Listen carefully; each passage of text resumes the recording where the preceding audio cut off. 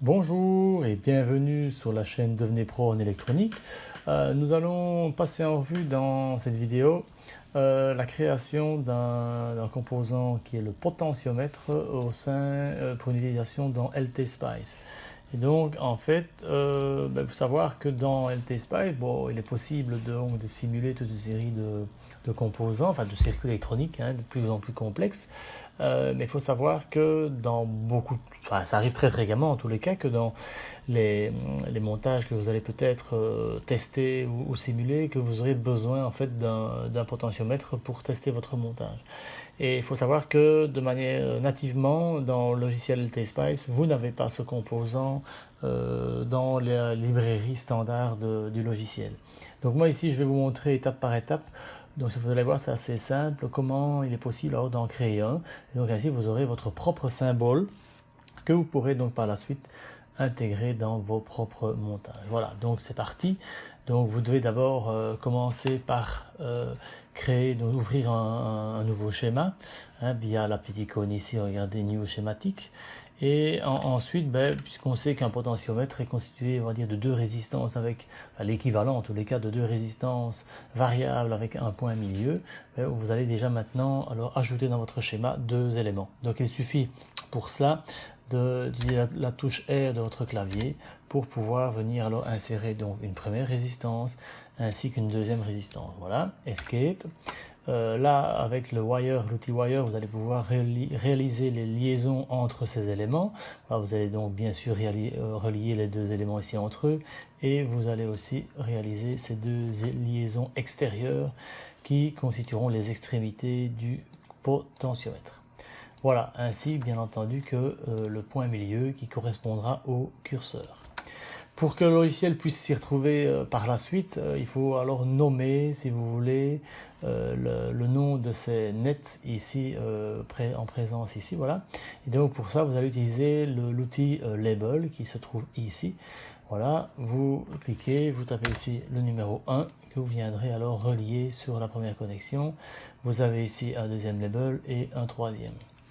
Par défaut, il n'a pas incrémenté les labels, donc ça c'est un petit peu dommage, mais un clic droit sur le label vous permet alors de modifier facilement la valeur.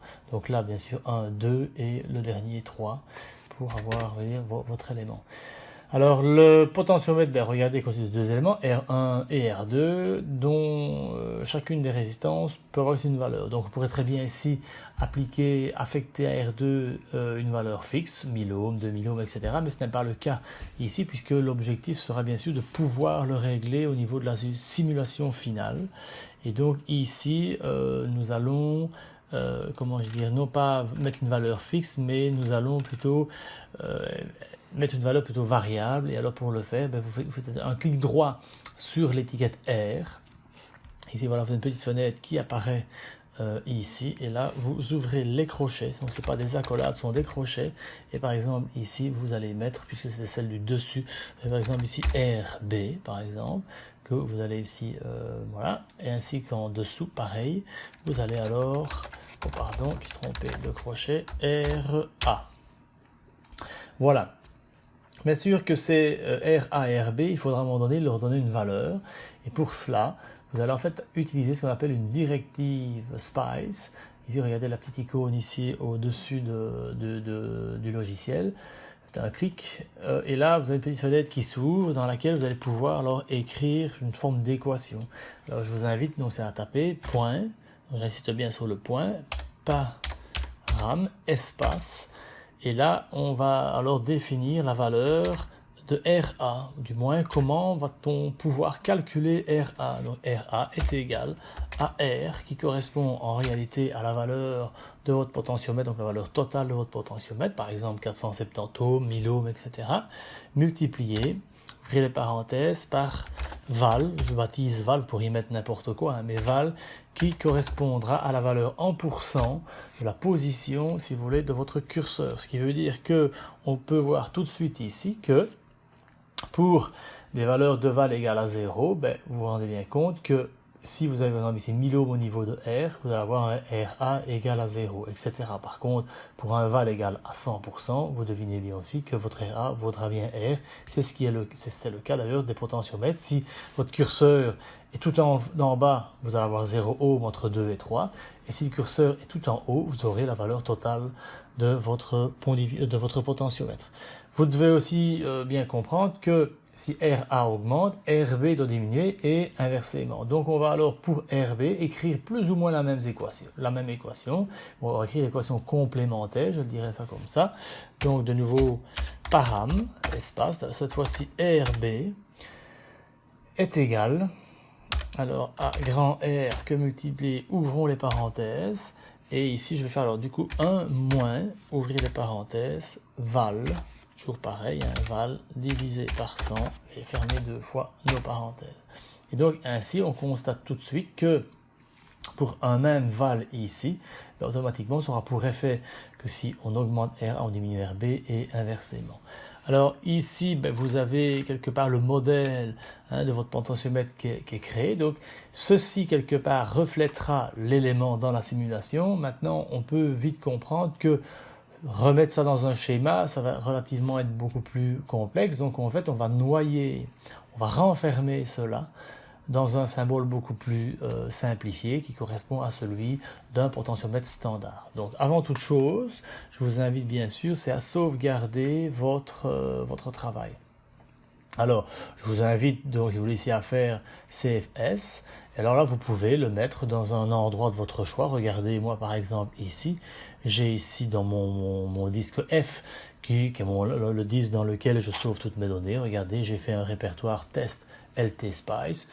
Regardez ici, je peux le nommer pot.sc. Il était déjà créé, donc moi j'avais déjà fait le test auparavant. Maintenant nous allons simplement, pour jouer le jeu, écraser le fichier. Donc voilà, donc j'ai sauvegardé ceci dans ce répertoire de test, de travail.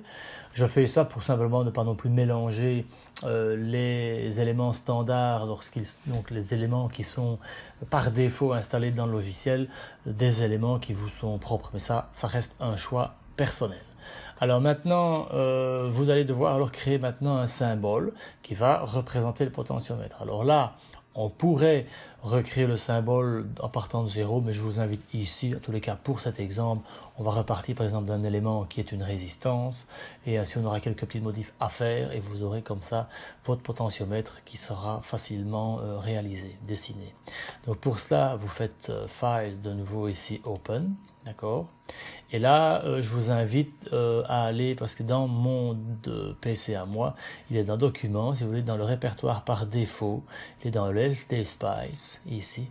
Donc ça, c'est le répertoire dans lequel, c'est-à-dire qu'au moment de l'installation, vous avez un répertoire par défaut qui s'est créé, donc je vous invite à regarder chez vous à l'endroit où il se trouve, mais principalement, c'est au même endroit, je pense. Tout dépend peut-être des versions de Windows, mais ça, je vous laisse le soin d'y regarder. Vous allez dans Lib, vous allez ici dans le Sim, et là, vous avez en fait ici toute une liste de symboles. Et donc, je vous invite ici à rechercher le RES, R-E-S, qui se trouve, regardez ici, voici le RES, voilà, qui correspond à une résistance. Je fais ici ouvrir. Et vous allez ainsi comme ça avoir le symbole de la résistance que vous allez pouvoir éditer. Par contre, je vous invite très fortement là maintenant, c'est à déjà sauvegarder ce composant sous un autre nom directement. Pourquoi? Parce que cet élément res.asy est vraiment le composant de base R au niveau du logiciel, et si jamais vous le modifiez, vous risqueriez d'être ennuyé par la suite. Donc ici, je vous demande alors de faire directement un CFS pour aller sauvegarder le composant. Pour garder la même logique, je ne vais pas vous faire sauvegarder le potentiomètre ici dans ce répertoire-là. Mais ça, je veux dire, c'est à vous de voir par la suite. Moi, je vais jouer le jeu jusqu'au bout. Je vais dans Data F, Test LTSpice, et là, je vais sauvegarder mon composant à cet endroit. Je prends bien soin de le renommer. Le fait d'avoir changé de répertoire, si vous aviez laissé RES, ce n'était pas très grave, puisque vous n'auriez pas pour autant modifié le composant d'origine de LTSpice. Donc ici, je vais par exemple ici pot, tout simplement, en gardant bien l'extension ASY, j'enregistre, et ici je le remplace. Alors là maintenant vous n'avez toujours pas bien sûr le composant, vous l'avez simplement enregistré. Ici nous allons modifier celui-là, Alors vous allez voir qu'il existe pour vous un certain nombre d'outils. Regardez, un clic droit au centre de votre schéma ici vous permet en fait d'ajouter, vous permet de retrouver un certain nombre de fonctions, notamment ici, regardez dans le draw, vous pouvez faire des lignes, des rectangles, etc. Bon, ici je vais peut-être pas trop m'ennuyer, je vais simplement aussi, moi, c'est recopier des parties de cet élément pour construire votre composant. Alors je vous invite à déplacer ici les petits carrés bleus qui sont en réalité les pins de l'élément par le biais de cette petite main, le move, et vous allez pouvoir déplacer ça. Celui-ci, à la limite, on aurait pu le laisser, vous allez voir, c'est pas très grave, on va même remettre des nouveaux éléments. Alors là, vous pouvez aussi regarder ici la fonction copie. Par exemple, je vais simplement, moi, parce que j'ai envie d'avoir un composant un peu plus long, donc c'est un choix, donc je peux par exemple aller en chercher quelques-uns. Ce que vous pouvez faire également, c'est de déplacer certains éléments. Regardez, vous faites comme ceci par exemple, regardez, je vais même déplacer celui-là, je peux prendre ceci.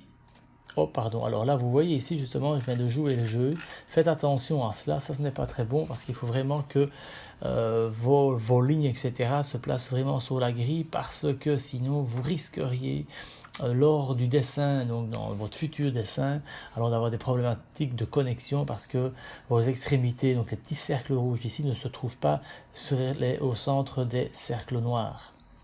Donc là il faut vraiment être très prudent, donc regardez ici, je vais alors déplacer légèrement pour que ça corresponde bien à la grille. Donc là je peux dézoomer, je redéplace ceci par exemple. Je vous laisse le soin maintenant de dessiner votre potentiomètre selon vos désirs. Par contre là c'est pas très élégant, regardez, puisque si j'ai la petite connexion qui n'est pas alignée par rapport à celle-ci, donc je vais redéplacer ceci. Donc ceci je pourrais très bien regardez, je vais la sélectionner. Pardon, non, c'est pas ce que je voulais faire. Donc si je fais ceci, voilà. Une fois que j'ai pris la main pour le déplacer, regardez, vous avez ici deux nouveaux boutons qui apparaissent, qui sont actifs, et vous pouvez très bien regarder, vous voyez, par exemple faire ceci pour déplacer. Donc là, ça fonctionne pas très bien. Donc si par exemple je fais ceci, vous allez voir que j'ai bien ici l'élément symétrique. Donc si je fais ça, voilà, je peux alors aussi comme cela déplacer ceci, et là alors vous avez quelque chose qui tient la route.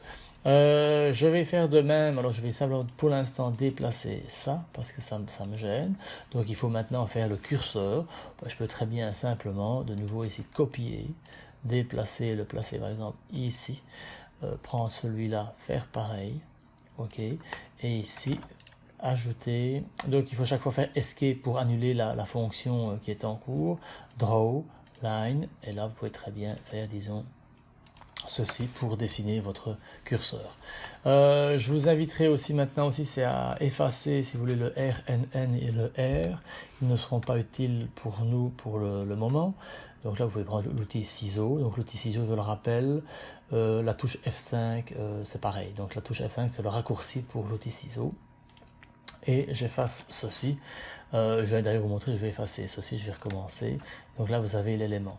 Maintenant on va poursuivre le design donc, du composant. On va ajouter ici maintenant des pins. Regardez, donc le add pin.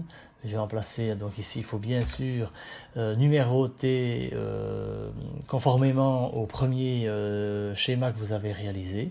Je le répète, ceci c'est un symbole qui va englober le schéma fonctionnel que vous avez réalisé juste auparavant. Donc de nouveau ici add pin, je vais ici mettre 2, ok, je viens le connecter là-bas, add pin, le 3, je viens placer ici et vous avez ici votre élément.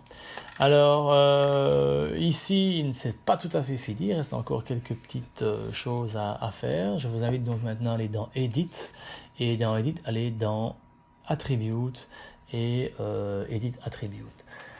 Alors là ici je vous invite également à supprimer la valeur de R qui est ici parce que le logiciel LTSPy en fonction des préfixes que vous utilisez parfois reconnaît certaines lettres et alors utilise des comportements bien adaptés, notamment dans le cas d'une résistance, d'un condensateur, etc. Et donc voilà, donc je vous demande de supprimer cela. Et puis maintenant, vous allez ici dans Spice Line écrire cette ligne, en réalité, qui seront les valeurs par défaut de l'élément lorsque vous allez l'utiliser dans un schéma. Donc par exemple, R correspondra, donc c'est bien le R de tout à l'heure qu'on a utilisé dans l'équation, égale par exemple ici 10K. Il faut savoir que LT Spice reconnaît les K, les M, les grands M, les petits M comme milli, méga, kilo, etc. au niveau des valeurs. Donc pour lui, 10K, c'est bien 10 kilo-ohms, espace, val, qui correspond à la position du potentiomètre, égale, pourquoi pas, par exemple, 50%. Là, ici, au niveau de la désignation, vous pouvez écrire ce que vous voulez, par exemple, potentiomètre. Simplement, c'est le nom que vous donnez à votre composant. Vous faites ici OK. Donc, ce n'est pas encore tout à fait terminé. Pardon. Maintenant, vous allez retourner dans Edit, Attribute, et ici, regardez Attribute Windows. Et là, vous cliquez sur Inst Name, et vous faites ici OK. Et le fait de mettre ceci, c'est au moment où vous allez alors placer le composant dans votre schéma, il va incrémenter, notamment dans ce cas-ci, vous verrez qu'il va mettre X par défaut, X1, X2, X3. Voilà, simplement pour avoir une lettre à chaque fois que vous allez placer votre composant dans votre schéma futur. Là maintenant, je vous demander c'est d'enregistrer votre symbole, puisqu'il était déjà enregistré. Donc là maintenant, si vous faites un save, vous allez bien sûr sauvegarder vos dernières modifications. Donc du coup, maintenant, vous avez en fait créé à la fois le circuit, je veux dire le circuit fonctionnel qui est le potentiomètre, et le symbole qui est associé. Donc maintenant, nous allons essayer de tester tout cela dans un schéma réel. Donc on va simplement présenter ou du moins valider le concept en testant un très petit circuit qui est un diviseur de tension, donc un pont diviseur, c'est aussi un nom qu'on utilise. Et donc là vous faites un nouveau schéma. Et alors vous allez regarder ici, rechercher un composant. Et donc si vous cliquez sur composant, vous avez une fenêtre qui apparaît, dans laquelle vous allez retrouver, si vous voulez regarder ici, le C-User, Denis, ça c'est l'endroit, le nom de mon ordinateur, document, etc. Et vous avez retrouvé bien le répertoire SIM. Alors là, vous allez retrouver dedans toute une série de composants, je vais dire, d'origine. Maintenant, je vous invite, moi, puisqu'on est allé volontairement sauvegarder le symbole et le composant à cet endroit F test LT Spice, je vous demande alors c'est de sélectionner. Et là, bien sûr, vous ne retrouvez qu'un élément qui est le potentiomètre. Donc là, vous voyez bien qu'on retrouve bien le symbole avec le nom en question que l'on vient de créer. Je place cet élément au centre de la feuille. Pour réaliser un pont diviseur, il vous manque encore, c'est une source de tension. Donc je reclique sur le composant en question ici, la petite porte logique E. Cette fois-ci, je vous inviterai à retourner dans le répertoire général, où là, vous pouvez taper voltage. Regardez ici, donc tout simplement vous tapez VOL, il retrouvera directement l'élément, vous voyez le symbole associé. Je place ici une source de tension, Escape pour terminer le placement de mon élément. Et là maintenant, vous de nouveau faites des connexions avec l'outil Wire pour pouvoir terminer votre schéma. Voilà, OK, tout simplement. OK, OK. Ne pas oublier, c'est d'ajouter le symbole de la masse, donc du ground, que je viens placer ici quelque part en dessous de mon circuit. Voilà, puisque on sait bien qu'on est ici au niveau de la partie 0 volt, donc la référence de votre schéma. Avant de pouvoir, donc si je relisais un morceau de fil, vous allez comprendre pourquoi. Je vais ajouter alors donc des labels de nouveau pour une question de clarté par la suite au niveau de la simulation. Donc je viens ici cliquer pour avoir le VOUT, ici VIN. De nouveau, regardez, il ne me propose pas de l'éditer. Je fais ici Escape pour stopper le placement des labels. Clic droit sur VOUT et là je peux alors taper ici VIN pour simplement différencier les deux. Alors là aussi, il reste encore une toute petite chose à faire, puisque tout schéma ou toute source d'alimentation doit bien entendu posséder une certaine tension. Ici, pour l'instant, V1 ne vaut encore rien du tout. Donc, clic droit sur l'élément, et là, vous pouvez mettre 12 volts. Il comprendra très bien. Voilà. Maintenant, j'ai envie de dire, je peux alors sauvegarder de nouveau mon dessin. Donc, CFS, je vais me retourner toujours dans le test LT Spice. Regardez là, je laisse, vous pouvez mettre le nom que vous désirez. Draft 3, je laisse comme cela. Et là, vous êtes prêt alors à pouvoir simuler votre élément. Vous cliquez sur le petit bouton, regardez ici Run, hein, pour tester votre système. Alors là, il y a une petite fenêtre qui apparaît, qui n'apparaîtra plus par la suite, mais en fait, vous devez donner certains paramètres pour la simulation. Je ne vais pas pouvoir rentrer dans les détails ici, mais ici, vous pouvez simplement, par exemple, taper ici 0,1 seconde. Donc ça veut dire que le logiciel va faire des calculs et va simuler le système, et ce pendant 100 millisecondes. De toute façon, ici, je vais dire, vous pourriez avoir 200, 300, 400 millisecondes. Ça ne pose aucun problème, on est dans du continu. Donc, quelque part, que ce soit après 100 millisecondes ou après 200 millisecondes, on aura le même phénomène, mais au moins comme cela. Ça réduit aussi le temps de calcul et ça vous donne un résultat relativement rapide.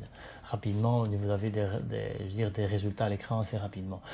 Par toutes les fenêtres qui avaient été ouvertes se réouvrent, donc on n'en a plus besoin maintenant, donc je peux les mettre, disons, ici en veille. Celles qui nous intéressent, ce sont ces deux-ci. Et donc là, vous voyez ici que la simulation s'est bien passée, enfin, ça veut dire qu'on ne voit rien, maintenant je vais les expliquer. Donc le LTSPy a fait tous ses calculs. Il suffit maintenant, vous avez ici une fenêtre qui apparaît, dans laquelle vous allez pouvoir alors insérer des courbes, bien sûr, puisque on a envie de visualiser certaines choses. Donc si une fois que vous avez lancé donc la simulation, vous pouvez en sélectionnant la fenêtre ici, regardez, et en vous déplaçant sur le fil, vous voyez qu'il y a un petit probe qui apparaît, la petite sonde en rouge. Si vous cliquez, vous voyez tout de suite que du coup, puisque ce fil-ci est relié au label VIN, vous voyez ici en vert sur le dessus, vous avez bien la tension VIN qui correspond à 12 volts, qui correspond bien sûr à la tension d'alim. Si maintenant vous faites de même avec la sortie VOUT, vous voyez que on se retrouve ici à 6 volts. Alors 6 volts, pourquoi? Si vous vous souvenez, Val, tout à l'heure, valait 50%. Donc si on se trouve à 50%, votre curseur est bien au milieu des deux éléments résistifs. Il est tout à fait logique d'avoir alors la moitié donc, de la tension principale, à savoir 12 volts. Si vous cliquez ici d'un clic droit sur votre élément qui est le potentiomètre, vous voyez qu'il y a une petite fenêtre qui apparaît, et là vous avez la possibilité, regardez, d'ajouter ici de cliquer sur params, et là en fait vous allez simplement avoir une petite ligne qui apparaît, un peu écrit en petite, donc vous pouvez recliquer sur cette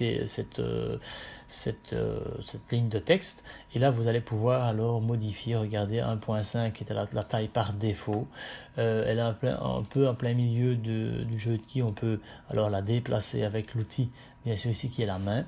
Et donc simplement ici, ça vous permet facilement alors de changer la valeur de Val, puisque le but bien entendu dans votre montage final, ce sera alors de faire des tests pour voir un petit peu comment on pourrait évoluer par exemple un circuit, tout simplement en changeant ici le Val.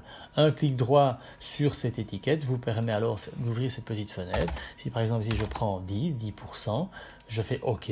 Bien sûr, le graphe ici n'a pas changé parce que vous devez réexécuter la simulation. Un petit clic sur le petit bonhomme, et là vous voyez tout de suite que les courbes ici de l'oscilloscope s'adaptent pour vous donner la valeur je veux dire, de la tension en question. Si vous avez envie d'avoir une précision quant au niveau de la lecture, vous avez la possibilité en fait d'ajouter des curseurs. Il suffit simplement, vous mettez sur l'étiquette par exemple ici VOUT, un clic droit, et là vous avez une petite fenêtre qui apparaît.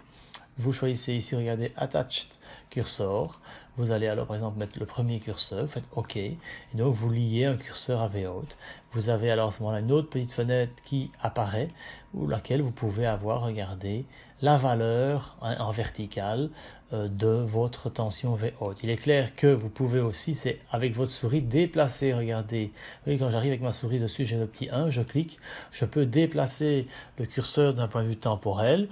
Il est clair que au niveau du temps ici, vous allez visualiser votre signal à des laps de temps différents. Comme on est dans un système parfaitement continu, il est clair que le 1.2 ne changera bien entendu pas du tout. Vous pouvez alors aussi, vous l'avez deviné, ajouter un deuxième curseur ici au niveau de la tension d'entrée, le deuxième curseur qui est ici par exemple. Et vous avez, regardé, la possibilité de déplacer le deuxième curseur qui lui est lié, donc le deuxième à, AV-in et l'autre AV-out, donc on a bien 12 et 1 volt. Donc là, vous l'avez compris, vous avez comme ça alors la possibilité de changer un petit peu toutes les valeurs. Si jamais vous voulez tester la valeur max, par exemple 100%, j'ai constaté qu'il y avait des soucis d'un point de vue calcul au niveau du logiciel, donc je vous inviterai à plutôt essayer avec la valeur, par exemple 99.99, par exemple, là, vous vous rendez bien compte que c'est égal à 100. Hein, et donc, si je relance la simulation, vous voyez tout de suite que, regardez, entre le V-in et le V-out, vous avez pratiquement, hein, regardez, 12 volts. Donc, on a les tensions qui sont identiques. Alors, vous avez pu constater ici que l'axe des Y change automatiquement. Vous avez aussi le loisir de, par exemple, travailler entre 0 et 12, par exemple. Il suffit de faire un clic droit et de pouvoir le modifier comme cela. Si vous voulez, regardez le top, par exemple, qui est 12. Vous pourrez mettre, par exemple, ici 14. Et le bottom, vous l'avez compris, qui est la partie basse. Et là, vous voyez que vous avez alors une autre échelle en fonction de ce que vous avez l'envie. Et là, on peut tout de suite voir, bon, il est clair, hein, ça c'est logique, hein, que les deux courbes finalement sont juxtaposées. Donc là maintenant j'ai envie de dire c'est terminé par rapport à cela. On a vu vraiment la manière de faire pour vraiment éditer le composant. Donc petit rappel, vous devez d'abord c'est créer un composant qui lui va refléter, regardez je vais le réouvrir, le fonctionnement même d'un potentiomètre. Donc on va simplement travailler avec deux résistances en série, un point milieu, et on va utiliser des directives LT-Spice pour facilement modifier la valeur de ceci automatiquement. Et puis, je le répète, vous devez y associer un symbole. Et de ce fait-là, après dans votre montage final, vous allez alors plutôt travailler avec votre symbole en question. Mais ce qui va se passer, c'est qu'au niveau de la simulation, il va aller finalement plutôt travailler avec le contenu, donc l'intérieur du symbole, pour pouvoir faire tous ces calculs et ainsi vous donner un résultat qui est celui de votre simulation globale, de votre montage final. Je le répète, ceci ici, c'est un montage très basique, mais vous avez la possibilité bien sûr d'intégrer cela dans des montages plus complexes. Pour votre information, et je termine ici, vous allez avoir le lien en dessous de cette vidéo. Je vais vous donner donc le lien qui va vous renvoyer vers l'article écrit du blog, hein, le blog qui porte le même nom, donc Devenez pro en électronique, et vous allez pouvoir comme ça avoir aussi d'autres explications, toute la marche à suivre, non plus sous forme de vidéo, mais sous forme d'article. Donc je vous souhaite un bon visionnage, donc n'hésitez pas à tester ce petit tutoriel et à me faire part de vos commentaires. Et comme à chaque fois, si vous trouvez que cet article est sympa ou cette vidéo est sympa et qu'elle pourrait aider les personnes de votre entourage, n'hésitez pas à la liker et n'hésitez pas à la partager pour qu'elle puisse aider également d'autres personnes. Et je vous dis à bientôt sur Devenez pro en électronique. Au revoir.